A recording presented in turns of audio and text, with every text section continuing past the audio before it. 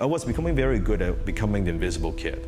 I was born in Hong Kong. I immigrated to Canada when I was 14 years old. First day, I didn't even go out the door. I was so afraid. I was one of the only 3 Chinese in my school. I was getting bullied, I was getting beat up, I was getting pushed around. I would never ask questions, never put up my hand. Right after school, I would just grab my backpack, go to my locker, not look at anyone, not make any eye contact, and just go home. Shortly after that, my mom and dad got divorced when I was 16 years old. One day when I came home from school, my mom would stay in the bedroom. She was talking on the phone with somebody. And then after the phone call, she opened up the door and I could see like she was crying. I said, "Mom, is everything okay?" And she's like, "Well, you know, I was talking on the phone with the dad and he just told me he went bankrupt. Just filed for bankruptcy. He couldn't send us money anymore." My mom is always a very positive, it's just like an angel to me. But that's the first time in my entire life that I looked at my mom now in a country where she doesn't speak the language, son doesn't kind of going through high school. Her face, the hopelessness. I said, I don't care what effort it takes, I never want to see that again. I had no father figure, I had no role model. My father, quote unquote father figure, was when it was late night, I was watching a Bruce Lee movie.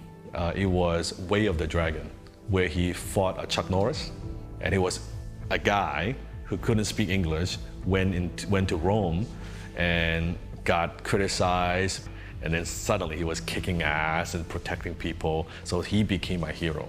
In a way, virtually he became that father figure I never had, that strong, muscular, strong, like kick-ass kung fu master, right?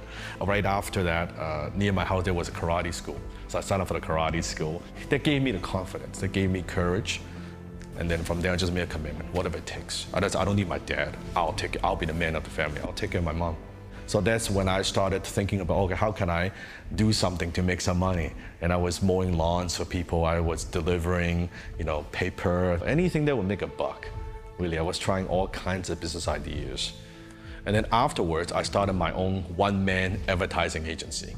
And that was my first taste of success. I was being able to provide for my mom. Finally, now I could go to the grocery store and not have to go to the almost expired section to buy fruit and vegetables. That was really, very much the turning point.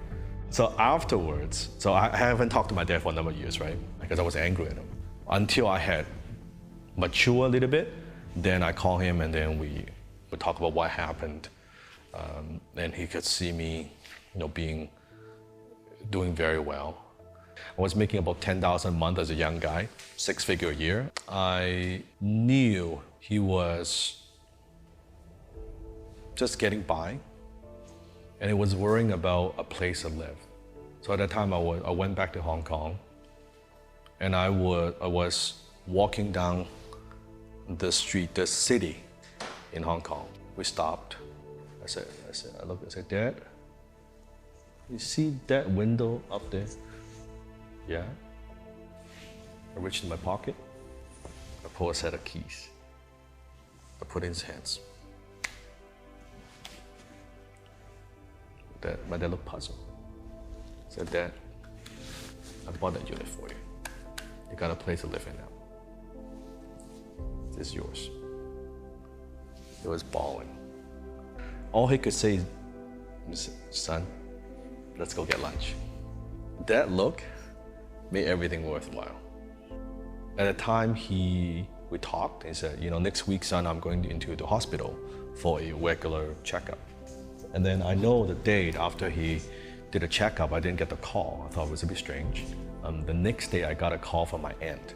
I picked up the phone, it was like 3 a.m., very late at night. "Your dad's in emergency." I said, "What happened?"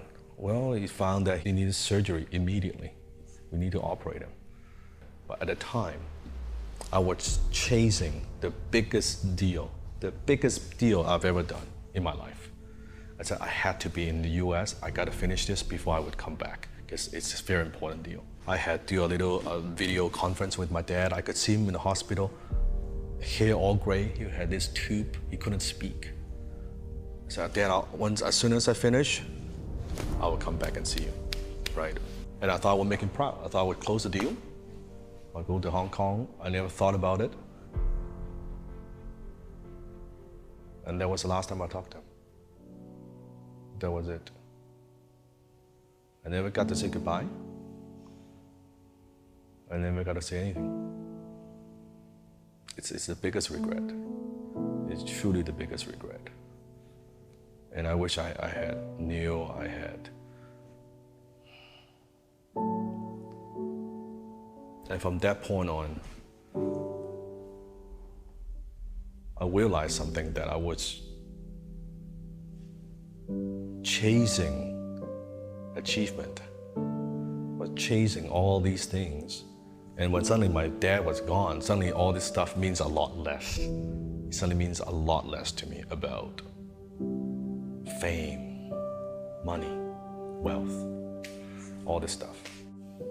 I believe in life you go through kind of 4 stages. The first stage is what I call survival, which is where I was when I was very young. And then going from survival to security. You're paying the bills. You got a roof over your head, you got a car, you're taking care of your family. And then a percentage of the people would move to what I call stage 3, which is success. When you're successful, you don't just have everything you need, you have everything you want. And I operate in that phase, at that stage, for the first, I would say, 10 years of my career. And then after that incident, after my dad passed away, then I shift from success to significance. When you shift from success to significance, it's no longer just about you. It's no longer just about, hey, here's what I want. Here's what I want to have. Here's what I want to own. From a poor immigrant boy who couldn't speak a word of English, now my work is impacting people in 100 countries.